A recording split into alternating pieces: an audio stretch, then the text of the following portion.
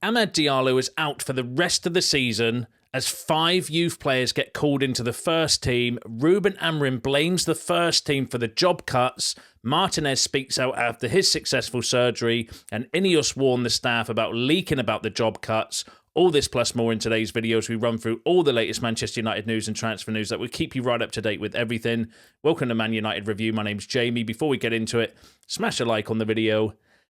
Let's jump straight into it. So it just goes from bad to worse this season. It's just been, one that I just want to erase from memory, I think, already, and we're not even finished yet because the news come out yesterday that Amed Diallo is seriously injured and potentially out for the rest of the season. So originally it came from Chris Wheeler, and I just want to shout out when correspondents get things right, because it helps for future videos, because of the way we do the videos here is to show you where the sources come from and kind of debunk stories and stuff. So Chris Wheeler broke the news originally, saying that Amed could miss the rest of the season after suffering ankle ligament damage in training. Fabrizio Romano also confirmed it shortly afterwards as well, saying that Amed Diallo is expected to be out for 3 months. His season is almost over, and full focus will be getting into the best shape for next season. That came from Romano. Amed himself posted the following on his Instagram, saying that I'm extremely disappointed to be writing this message in such a critical time of the season.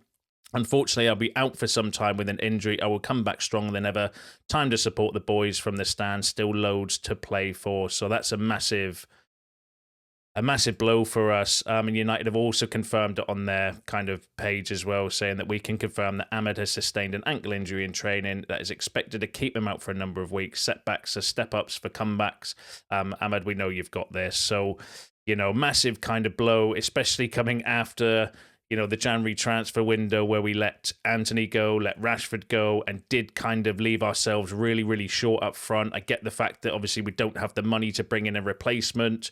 Matthias Tell is being kind of bandied around, but again, that was a €12 million deal with no obligation, nothing to buy. That would effectively have just been throwing £12 million or €12 million out of the window as well. But, them's the kind of cards we dealt. We left ourselves light up front. And now we've got Amed out for the rest of the season, which leaves us massively, massively short. Let me know your thoughts in the comments. Is this a kind of big concern for you, or do you think we can kind of cope with Amed not being there? For me, the biggest issue for the Tottenham game today is the midfield, with potentially Ugarte and Toby Collier both missing. Obviously, we had the news yesterday that Mainoo's out injured for a few weeks as well. So for me, the biggest concern is the midfield. As much as Amed is going to be a miss because he's been our best player this season, he's the one player that kind of gets you, can score goals and create. He's saved our bacon countless times this season as well. Just think of his recent hat-trick against Southampton that won us the game, effectively, that we should have lost, and I think we'd be in a much worse position in the league without Amed, so it is a little bit kind of concerning. It does leave us massively short up front. But on the flip side, we need some of our players to now step up, where on earth is Mason Mount in all this situation? He's been out for what feels like forever. He's meant to be our kind of player to come in and play in that sort of inside 10 position. Never fit, always injured. So, but yeah, get involved in the comments. How do you feel about the Amed Diallo news? I think it's a big blow because he is, he's been one of our better players. Well, been our best player, I think, player of the season up until now, Amed. So, and we're just going to have to deal with it. So we'll go through the rest of the kind of injury news first, and then I'll share some more thoughts on it. So Martinez also has posted on his X page the following: today, after going through several stormy days where I allowed myself to feel and accept my sadness, helplessness, insecurities, fears, and a deep emotional imbalance, I am reconnected with my essence and my values, which help me see things from a kinder, more positive perspective. I feel immense gratitude for the incredible work and support of Man United, Argentina Federation, my family, friends, teammates, and everyone who took time to send me a message of encouragement. The surgery went perfectly. Now it's time to give my all, my heart and soul in the rehabilitation process, and posted the kind of following photo as well. So it's come at a time, obviously, Martinez out for what could be up to 12 months, between 6 to 12 months for his kind of surgery. Amed out for the rest of the season. And, it follows a list of players that we've currently got out. Now, there's, so obviously, Amed, we mentioned, Lisandro Martínez, Manu Ugarte is a doubt for today's game. Toby Colley is a doubt for today's game. Kobbie Mainoo's going to be out for a few weeks. Obviously, Luke Shaw's always injured, so he's on the list. Mason Mount, thigh injury. God knows when he's going to be back. There was talk end of February, but, how long's he going to be back for? Bayender's out, and Johnny Evans is out. So that's the kind of, current injuries that we have. And I do think it's a bit of an injury crisis right now. The key players sidelined. Amed out for the season. Martinez, could miss up to a year. Mainoo out for a few weeks. Ugarte and Collier doubts for today.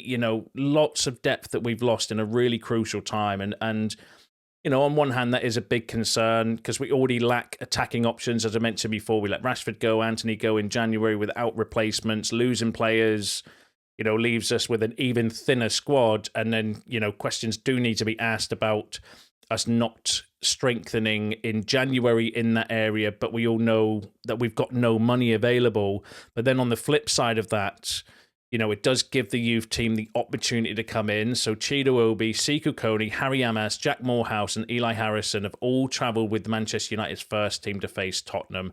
So it could be a real opportunity for our academy players like those to come through. And we've seen young players before at United step up in critical times and in difficult moments, and it might be their chance to break into the first team squad permanently.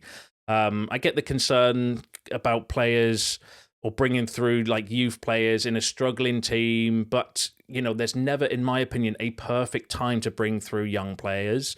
Some of United's best academy graduates that we've had have been thrown in at the deep end. Like Rashford, for example, had an injury crisis. He was thrown into the first team. I don't think Mainoo came into the first team in a perfect environment. Garnacho, I don't think, came into the first team in a perfect environment as well.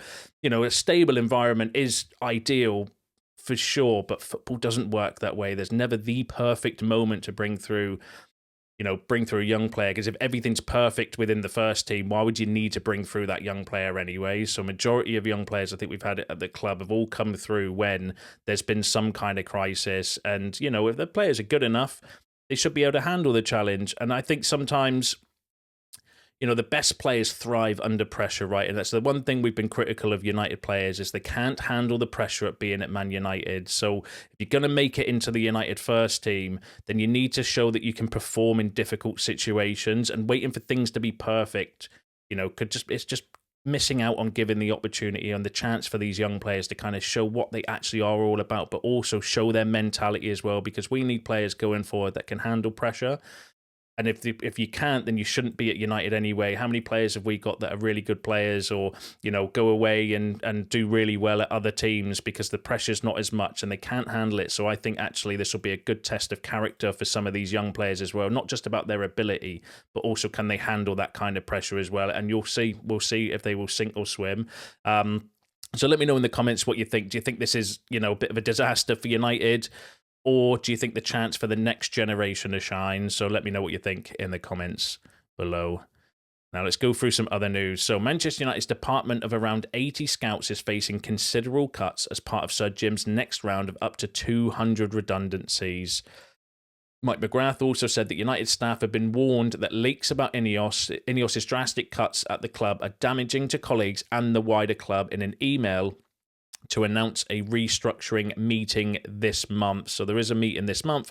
It's widely documented that there are going to be more job cuts at United. And in terms of the scouts, Christopher Vivell, who became Manchester United recruitment director on a short-term contract in the summer, is expected to be appointed permanently as recruitment director to head up the restructured operations. So Christopher Vivell is going to play a lot more prominent role in terms of recruitment and scouting as well. And again, he's responsible for like Chido Obi, Sekou Koné, and we're going to see in the next few weeks maybe what they're all about.